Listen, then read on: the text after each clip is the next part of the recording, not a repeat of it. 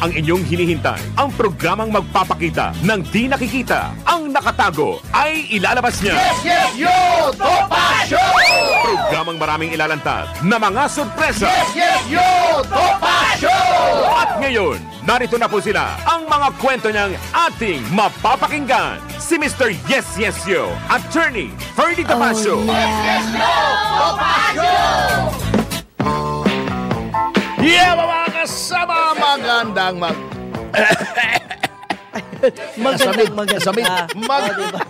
Okay, sorry, direct. Take two. Magandang umaga mga kasama. Pang-Huwebes na edisyon ng Yes, Yes, Yo Topa Show. Ating petsa, July 18. Ating araw, Huwebes. Ating oras, alas 11:07 ng umaga. At ako naman po si Atty. Ferdy Gasolito, Mr. Sex Appeal. Tomasyo.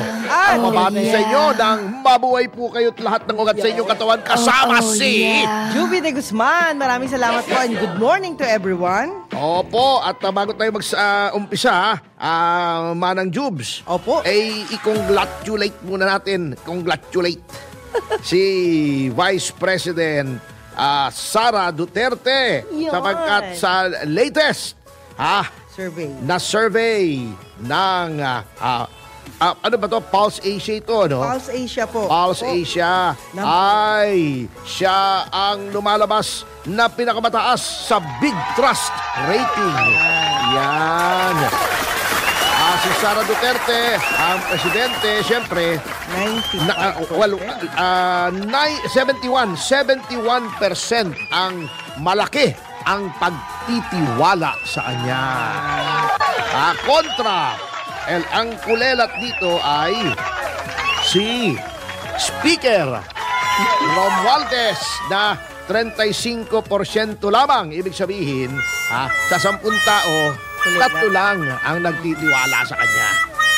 Ang tawag dito sa technical term ng mga survey, yung mga survey may mga ano yan yung mga margin of error, sample universe, may mga technical term dyan. Ang tawag dito sa 35% trust rating sa wikang Ingles ay malaking kamoting kahoy. Talaga ikaw, sir? Talagang ganda buhay. Si bagong Senate President Chis Escudero naman, ay palaging nagsi-69. 69% ang rating niya. Favorite niya. Kasi pagkasama niya si Hart, laging 69. Ang rating niya. Kasi nga, sikat din si Hart. Kasi mataas-taas din ang rating niya. 69. Opo. Pag nawala si Hart, hindi na pwedeng 69. 68 na o 67. Pero basta kasama si Hart, 69. Yun Yeah. 69 naman talaga eh. Opo. Tama naman. Talaga, napakadumi ng mga isipan nyo. Si Pangulong Marcos naman ay 52. 52. Ibig sabihin, sa 10, 5 nagtitiwala, 5 wala. Walang tiwala. Importante yung pagtitiwala eh. Pagtitiwala, mabigat. Yung walang pagtitiwala. Pero kailangan kilatisin mo pa rin. Kilatisin mo kasi pagtitiwala.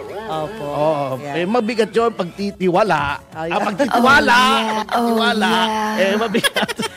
Mahirap talaga pagbitin no? Hirap talaga ng Tagalog. Opo. So, congratulations. At saka teka muna. Pagkatapos ng congratulations na yan ay isang yung asawa lang ni Babalu. Ayan. Si Babala. Baka hindi alam ng iba at kayo ay mabulaga na lamang at inaaresto na kayo. Ang gun ban po na dapat ay July 22 lamang ay umpisa na sa Sabado. Pinalawig, ginawang 3 days. So, Sabado, 22 ba Lunes? Opo, Lunes. Sabado, Linggo, Lunes na. Dahil ang pamahalang ito ay takot sa sarili niyang anino, ay SONA lang. Ngayon lang ako nakakita ng SONA na gun ban na ay 3 araw pa nationwide pa. Ano ba kinakatakot yun? Natatakot ba kayo magkudeta? May nababalitaan ba kayo kaya gun ban? Wala po, wala po. Parang hindi, parang natatakot sila eh. Bakit? Sabado pa lang, ang Pangulo magsasalita lamang kalahating araw sa Quezon City, sa Batasan, may nakabantay na 22,000 katao na armado. Bukod pa sa PSG. Bakit yung Cebu, Cotabato, Dumaguete, Tagum City, Cabanatuan, bakit walang barel? Ano bang kinakatakutan nyo, Palagay ko may nararamdaman silang hindi masaya ang mga sektor na armado. Pero yun ang basa ko dyan kasi bakit ka magagaan pa nung sa Sabado? Kung hindi nasisiraan ng bait ka, or ikaw ay may nababalitaan. Pero nabalitaan ko lang, 20 million yung gagastusin sa pagkain, kaya lahat ginanban. 20 million nga yung kakainin kaya kailangan yun ang worth. Yun nga kita mo meron pang gastos ang gobyerno ng 20 million para pakainin yung 2,000 bisita. Yes. Sa pinakamalaking zona. Ito pa isa. Bakit insecure ba kayo? Gusto niyo maraming tao makinig sa zona? Ba't natatakot ba kayong walang nakikinig sa zona? Walang gustong makinig kay Pangulong Marcos? Ba't kailangang 2,000 tao ilagay niyo roon? Yun nga Hindi ba, Juby? Ngayon may Facebook Live, may YouTube Live. Mapapanood na nila yun. Napapanood nyo, may live streaming sa lahat ng media platforms. Insecure pa rin kayo, kailangan 2,000 at hindi daw kasya ron sa plenary hall. Pagbubukas pa ng ibang lugar. Ala. Ito, Kenkoy, siyempre, yung plenary lang naman makakakita sa Pangulo, di ba? Yung sa plenary hall. Opo, pag wala ka roon, panonoorin mo naman sa TV. Bakit hindi ka nalang sa bahay manood ng TV? Baka gustong makikain ng libre. Pero napakalaki naman nun. Eto nga, Manang Jubes Sige. Meron silang 20 million para pakainin yung bisita. Wala silang 10 million para ilagay ipatong sa ulo ni Pastor Kibuloy. Nang hingi pa sila sa pribado. Nag-alangan patuloy na maaring nalabag pa nga nila ang batas. Bago kayo ko itong si Abalo, sasabihin niya, hindi! Si Atty. Topacio nag-o-offer na ng reward. Oo nga. Inunahan na nga kita kasi alam ko nang sasabihin mo yan Oo. Inunahan na nga kita yung reward po namin noon ng VACC. Number 1, hindi po namin pinadaan sa gobyerno. Kasi nga alam namin violation of the law. Opo. Hinawakan po namin. Number 2, kami nagbigay direkta. Number 3, hindi po warrant of arrest para sa krimen yon. Kay Dayan lamang yon. Ano lamang yon? Sampina ng Senado, ng House of Representatives. Number 4, at pinaka-importante, nagpakilala kami kung sino kami nag-o-offer ng reward. Gawin mo yan. Wala ka maririnig sa akin, Huwag mong hawakan yung pera. At number 2, pakilala mo sino yung nagbigay ng reward. Bakit secret? Ba't kailangan secret?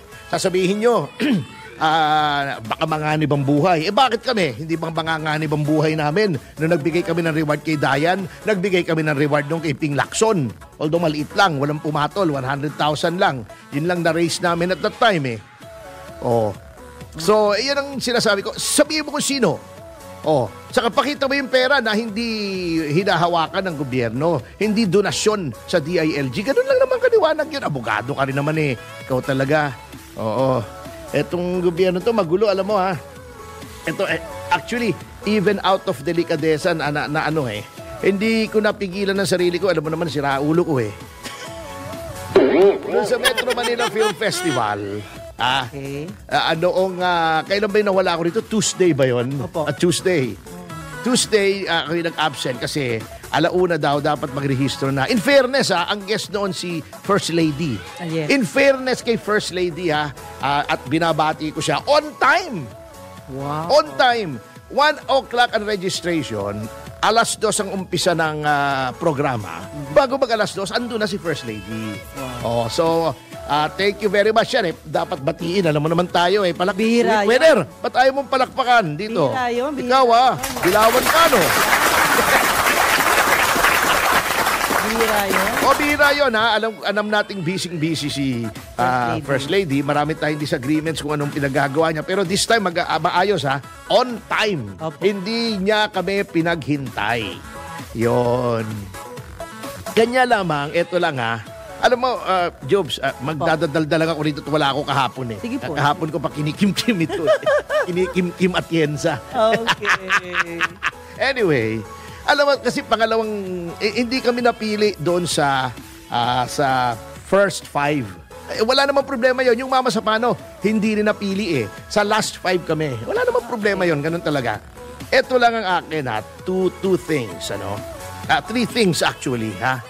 Number 1, pangalawang beses ko lang kasi kang sumali ito. Iniisip ko, bakit ang MMFF merong first 5 base sa script? May last 5 base sa finished product. Hindi ba ito ay film festival? Film. Hindi. Ang script ba ay film? Hindi po. Bakit namimili kayo ng first 5 entries batay sa script? Paano kung hindi maganda yung pagkagawa doon sa script? Bilang producer, ngayon ko nare-realize, maraming nangyayari between a very good script and a very good film. Marami pa po yung nangyayari. Bakit may script? Bakit may film? Eto ha. Wag na kayo magagalit, titira na ako. Wala naman akong pakialam sa inyo. Habi ko naman tong showbiz ha. Habi ko lang naman ito. Eto ha. Unang-una napansin ko, parang may torrents title na yung mga major studios pagdating sa script eh. Sigurado yan. Analyze nyo. Every MMFF na recent kasi dati maayos ang pamamalakad ng MMFF eh. Until napasukan ng politika eh. Ng lakaran eh, no? Ito sasabihin ko sa inyo. Halos lahat ng major studios napipili sa first 4 or ngayon first 5. Bakit? Kasi may advantage kayo sa kalaban ninyo pag kayo ay nasa first 4 or first 5. Ano ang advantage ninyo? Pag namipili kayo based on script only, meron kayong hanggang Disyembre para mag-shoot. Kasi siguradong kasali na kayo. Napili na kayo eh. Approve na. Yung last 5, kailangan finished product. Di na-submit ka ng script. Hindi napili. Kailangan i-shoot mo yan. Ngayong ka mag-uumpisa mag-shooting. July. Dapat yan September. Tapos mo. Mas siki. Bakit ganon? Bakit dalawa ang kategory? Film festival kay. Ang ginagawa tuloy ng mga major studios, naglalabi sila na sila ay mapili sa first 5 para matagal. Para sigurado. Sigurado. Nakakagulang sila sa mga kalaban nila. Matagal sila mag-shoot, hindi sila pressured. Sigurado yan lagi. Ito. Merong GMA. Lagi yan. May ABS-CBN. Lagi yan. Hindi mo mawala yan. Ginagawang ginagawang panggulang eh, yung first 5. Dapat yan lahat film. Gawin mo yung film. Di ba? Magsapalaran ka. Ayun. Film nga eh. Can you judge a film based on the script? Kalokohan yan. Tanggalin nyo yan. Kundi, basura yung MMFF. Walang kwenta-kwenta yan. Pangalawa, napansin ko, and I think the MMFF should be composed of men and women who are more knowledgeable, binasa yung first 5 kasama yung pelikula ni Vice Ganda, yung and the breadwinner is. So, wala namang problema, pinili di ba? Malay mo maganda nga yung script. Pero nung binasa yung synopsis ng script, napansin ko, pasensya na, malas lang nila at may isang siraang ulo na walang ginawa sa buhay niya pag walang magawa kundi manood ng pelikula, including lumang pelikula. Ang plot merong tao na may insurance na nag-mistaken identity, akala patay na siya, pinaglamayan na siya, etc., etc., etc., etc. Okay, natanggap nung pamilya niya yung insurance, pero hindi pala siya yung namatay, ibang tao. Okay, nung pagbalik niya sa bahay niya, nagulat siya, pinaglalamayan na siya. Kanya lang, since matatanggap nung pamilya niya yung 10 million na insurance para gumanda yung buhay ng pamilya niya, hindi na siya nagpakilala na buhay siya. Yan po mismo ang plot noong 1955 film ni Rogelio de la Rosa at ni Emma Alegre na ang pamagat ay Higit sa Lahat. Ganon copy-paste din. na pala. Oo. Ayun. Sinabi ko ron, di ako nakatiis, sinabi ko ron sa question and answer, tignan nyo po yan. Baka may copyright infringement yan. Baka may plagiarism yan. Baka lang naman, tignan nyo. Panoorin nyo yung Higit sa Lahat. Basahin nyo ulit yung script. Hindi ko naman alam yung script ng lintik na yun eh. Oh. Hindi ko sinasabing meron. Meron pang bumanat to, nagparinig sa akin, ay panahon pa ng kopong-kopong daw yung 1955. Pare ko, hindi ko na lang sinagot eh, ha? Kasi pangit naman yung tao yung nagparinig eh. Oh. Sabi ko, basahin mo kasi batas. Ano bang extent ng copyright? Hanggang kailan may copyright ang isang creator sa kanyang work? Okay. Habang siya ay nabubuhay at 50 years after siyang mamatay. Opo. Ang tagal. 1955 yung movie. Sabihin mo 1960, namatay yung tao. 60, 1970, 1980, 1990, year 2000, 2010. Di ba? 2020. Tingnan mo kung kailan namatay yung tao, baka buhay pa, may copyright pa. Ayun. Ngayon, kung wala mang copyright yan, sa copyright law, merong moral liability rin. At bilang isang artist, may moral liability ka rin naman. Kung kinuha mo yung plot noon, ay i-attribute mo naman based on a story by so-and-so. Ayun. Ang tinanong ako ni Jun Laling kahapon, gusto mo pang ma-disqualify? Wala akong movie na gustong ma-disqualify. Hindi ako katulad ng Ulalong Saranggola production sa protesta ng protesta ron sa mga Masakano. Gusto ko ma-disqualify. Gusto ko lang itama. Kung may copyright pa, magbayad ng royalty. Ayun. I-acknowledge na ito ay based on an original story by so-and-so. Yun lang. Parang acknowledgement. Acknowledgement lang. Ang tama ay tama. Itama nyo. Yun lang ang akin. Yun lang eh. Kasi nagiging kengkoy na yung industriya natin eh. Pagka ganyan ang ganyan, anyway, gusto kong i-discuss yan one of these days. Kasi alam nyo, may isang minuto pa naman, yung MMFF, okay yan. That is very good. Kasi for 2 weeks, may napapanood yung pelikulang Pilipino, but that is not enough. Kasi, kung sa loob ng isang taon, kumakain ka ng masarap sa loob ng 2 linggo, pero wala ka namang makain for the rest of the year, malnourished ka pa rin. Hindi enough yan. Ang sinasabi ko, dapat may moratorium katulad ng ginawa ng South Korea kaya yumabong yung kanilang film industry. Temporary lang naman yun hanggang lumaki. 180 days a year lang pwede mag-exhibit ng foreign movies. Ito, 14 days lang walang foreign movies. Pagkatapos, kukuyugin na naman tayo ng foreign movies. Until we can compete, maglagay tayo ng moratorium. MMFF is good, but it is not enough. At may epekto pa yung 14 days lang na i-discuss natin na later on. Anyway, sa notang yan ay tayo po ay magbe-break muna pagkatapos sa mga commercials, information, advertising, matarasas, maalaalahan po ay just in news, at this moment, just inat kung ano-ano pagkatsurmahan ating oras. Alas 11:25 ng umaga! 1, 2, 3! Yeba! Yes, yo! Topacio! Si Mr. Yes, Yes, Yo, Attorney Ferdy Topacio. Yes, yo! Topacio! Yeba mga kasama, magandang umaga po. Muli nagbabalik ang Yes, Yes, Yo Topacio. At sa ating pangalawang yugto, bago po natin ibigay ang ating paluhing pandangal sa araw na ito. Second time. Okay. Okay. Anyway, ating oras. Bago tayo mag-umpisa sa ating paboritong bahagi, alas 11:38 ng umaga.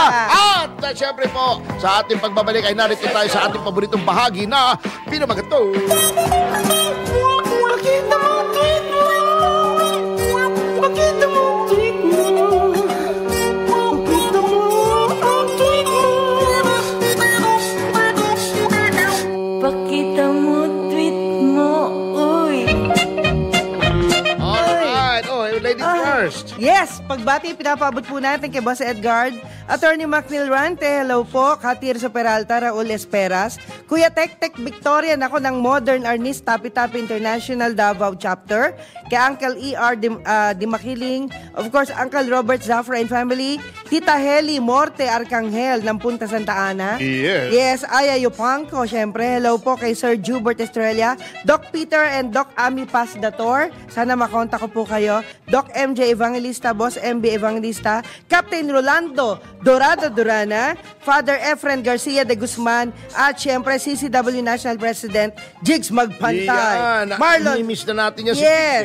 Opo, at si Marlon, Johnny, Ate Joseph Valimento and family, and Alan Bordeos ng Kasado. Yan. Si Katirso, hindi mo pa binati. Binati na po. Yes. Si Katchek Talay ang aking idadagdag. Opo. At syempre, ang ating mga Twitter ranters naman. Teka na, wala. Nya, nangyari. Haping. Hindi, namatay kasi. Ala. Narito po si Serbi, si Ana Malindog Uy, si JC Ko, Vic Dang Bustos, Japok Teen, all the way from Taipei, Taiwan. Nandito si Pusang Gala. Ryan Lingo, BCG, Mr. C. Ang dami nung ka-congratulate, ha? Ay, opo. Kay Franz Castro at kay Saturo Campos sa kanilang conviction. Congratulations and happy conviction daw. Pinay Avengers, nandito.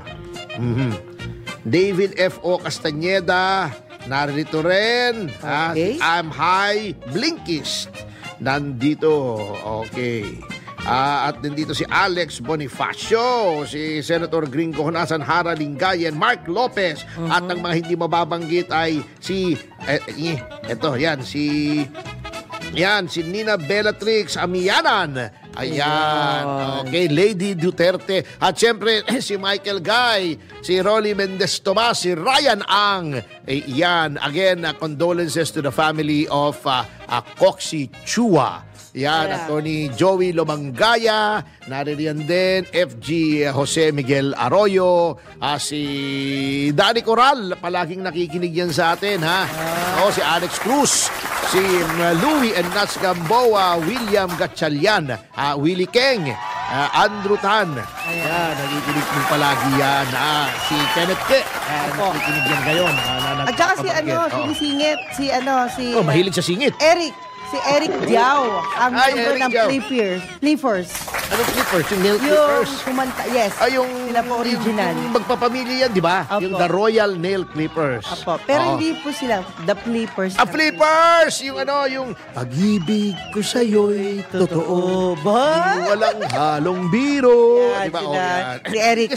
Ikis natin. Opo, galing na po siya dito pero hinintay din po niya kayo. Ganun ba? Sayang. Siya ba yung nasa Japan, yung mga... Opo. Oo, napapakinggan ko yun, namomonitor ko habang ako'y yung misis niya, Haponesa pala. Grabe. Oo. Ay, mahilig din po siya sa turon, saging na saba. Ganun ba? Hindi parang si Delilah de Lima. Anyway, ibigay na natin, pa-introduce lang natin. Anyway, for the rest of the show ay siya ay ating makakapanayam. Ikaw na magpakilala. Opo, pinasasalamatan natin kasi naputol po yung aming food security na usapan. Oo, naputol. May mabigat yun. Ibibigay po natin kay si Attorney Godofredo Villar Arquiza, isa pong senior citizen, CPA lawyer. Mabigat yan. Kasi bibihira yung CPA lawyer. Kasi usually mga abogado, kaya nag-abogado, mahina sa math eh. Pero ito, magaling ka sa batas, magaling pa sa math. Okay. Kilala mo na. Ibigay mo na. Ibigay na natin. Attorney Godofredo Villar Arquiza. Magandang umaga po. Magandang umaga sa inyo, sa inyong programa.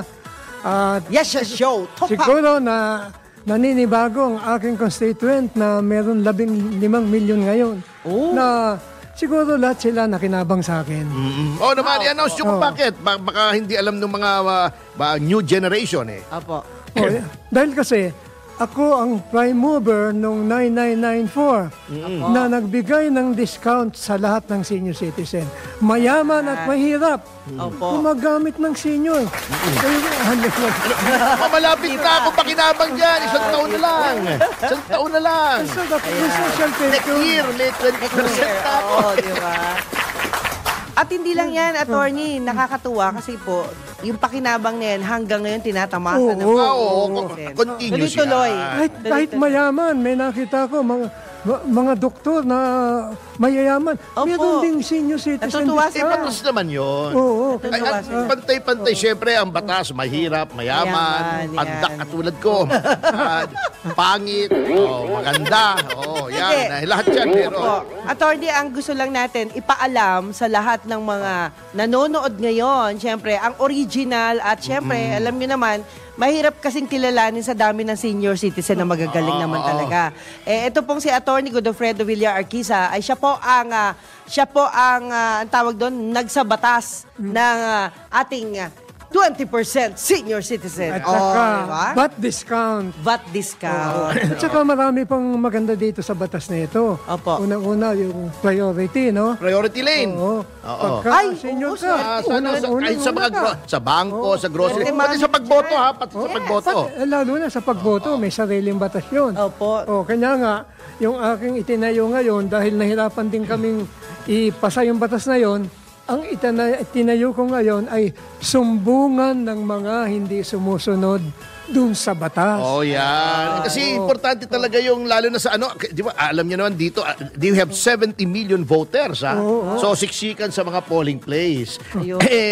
Kailangan may talagang may special treatment kasi minsan mainit, di ba, nasa araw.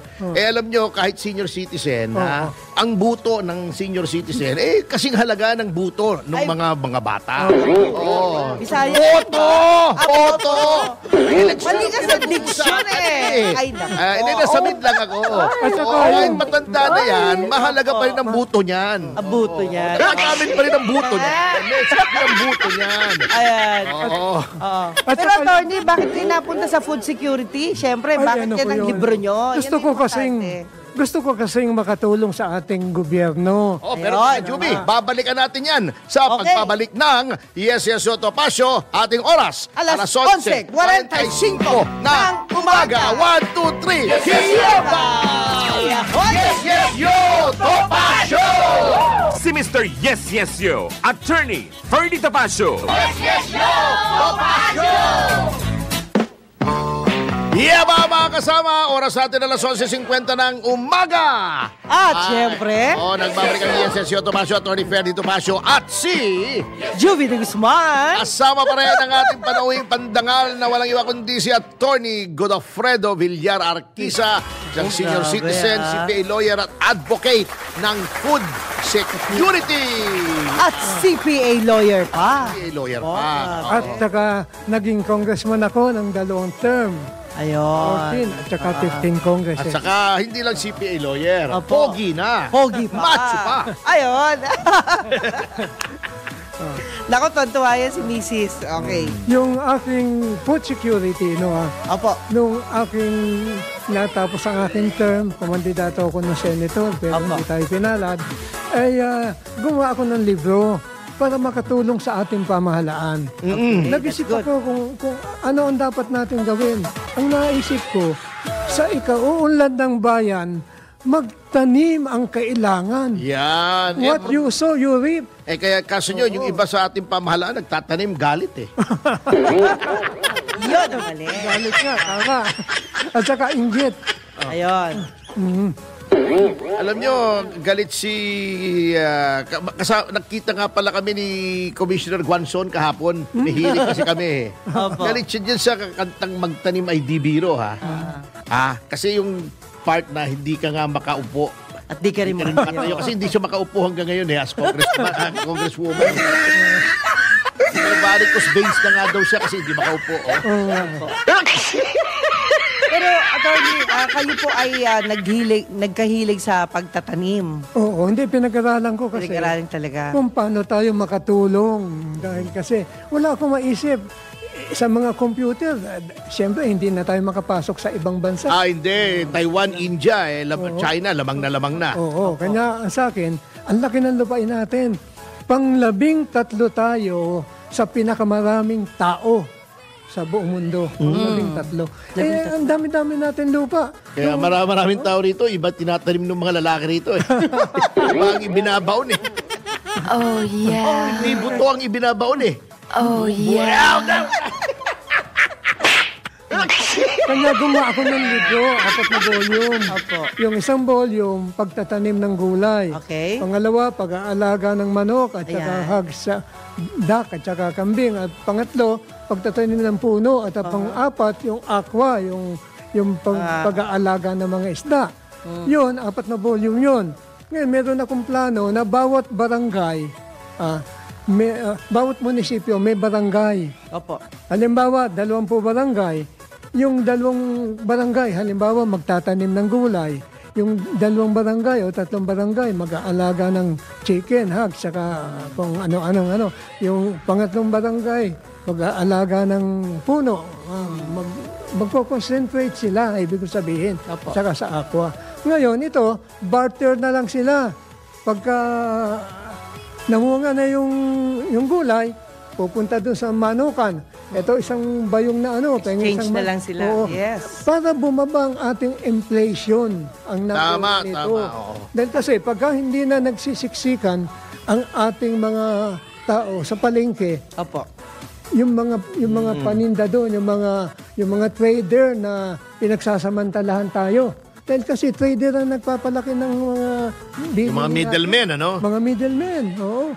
Kanya yan, isa yan sa paraan para bumaba ang ating inflation. Oh. Kanya-kanyang palitan na lang. Punta ka dun sa nag-aalaga ng isda. Opo. O, kung sawa ka na sa manok.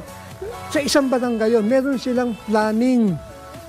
Dahil kasi, kamukha sa Quezon City, merong 1,026 na farm. Pero wala silang plan. Baka mamaya pare-pareho sila ng tanim. Nakikita ko sa dyaryo, natatapon lang yung kamatis. Kaya nagkakaroon ng surplus Oo. na hindi ma-consume. Tama yun dapat may planning. May planning, Hindi oo. pwede lahat Hindi yun magtanim ng nasasayang. sibuyas. Alam nyo, nangyayari rin yan sa Tagaytay, ha? Opo. Isang beses dumaan ako roon na pinasyal ko yung pamilya ko. Yung repolyo. Hindi repolyo, yung pinya. pinya mismo. Makarami sa tabi. Uy, wala nang buhay. Sa dami, Nabulok na. napakamura. Nabwisit yung mga nagtatanim, tinambak na lang doon sa kwan. Kumuha na lang kayo. Sobrang, hindi na walang Namigay biro. na talaga. Kung may planning yan, pwede sabihin, halimbawa, 1,000 hektarya. Oo. Yung 100 hectares sibuyas. Oo nga. 100 hectares talong. 100 hectares kamatis. Opo. Yung presyo maganda, hindi oversupply, plus, hindi nasasayang. Dati na, Tama ano, kay Atty. nakiusap ako sa congressman dati tungkol sa one product, yung one Otop. One Yun. town, one product. Panahon Opo. ni GMA yun, nag-umpisa yung Gusto ko Otop. sana yun eh. Naaprobahan na yun, oo. Otop. Kaya Pero ang ginawa parang sa Cebu, hindi hindi sinunod yung sumisikat. Otop eh. Anong Ang ginawa, ginawa? Otap. Nag-otop ka. Sayang din. Sayang. Hindi, sinusunod pa naman. Meron pa. Actually, meron pa. Nagbibiro lamang ako. Meron pang Otop. Minsan, bumibili ako ng dyan sa Shangri-La Mall, meron dyan nag-o-otop na yung burong dalag. Gusto ko yun pag kami hito, pritong Opo. hito. Yan, Sa yan, kanilagang yan. talong, Yan. burong dalag. Oo. Ayun na maganda. Kanya, dahil kasi, pagka nagtanim, halimbawa, maraming itinanim na sibuyas, darating ang traders. Magkano yung sibuyas mo? 65, pakyawan. Yung traders na yon dadalhin sa Divisoria. Ayun. May tigasalo doon. Babayaran lahat yung isang truck na sibuyas.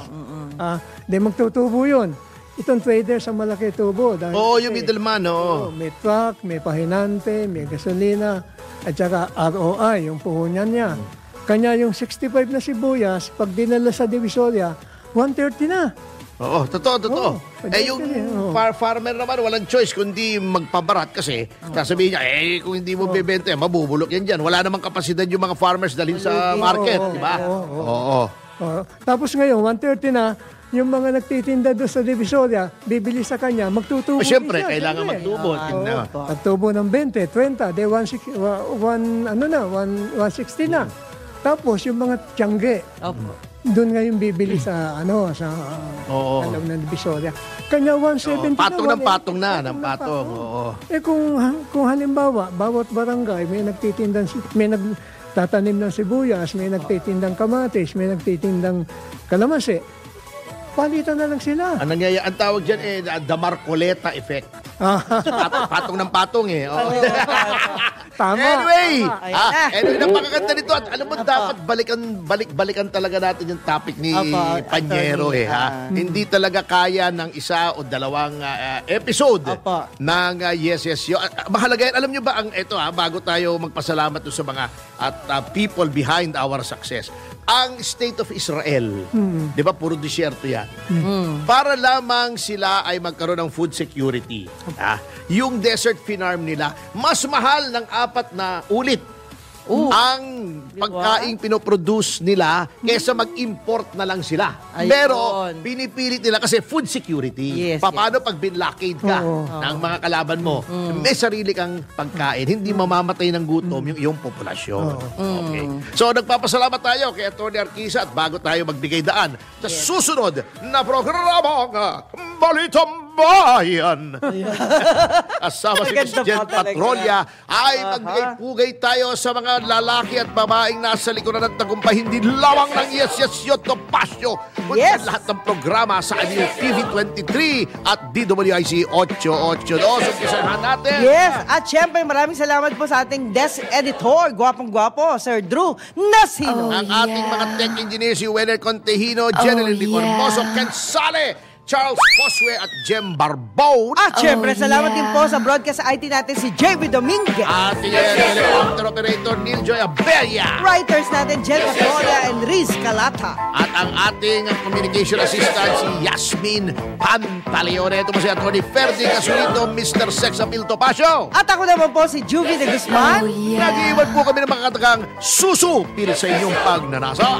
Kikitil sa iyong kasalanan. At titi mo sa iyong kaisipan na Wow! at makikisahid. 1, 2, 3, Yes, yes, yo! Topacio! Babayagin! Si Mr. Yes Yes Yo, Attorney Ferdy Topacio. Yes, yes, yo! Topacio!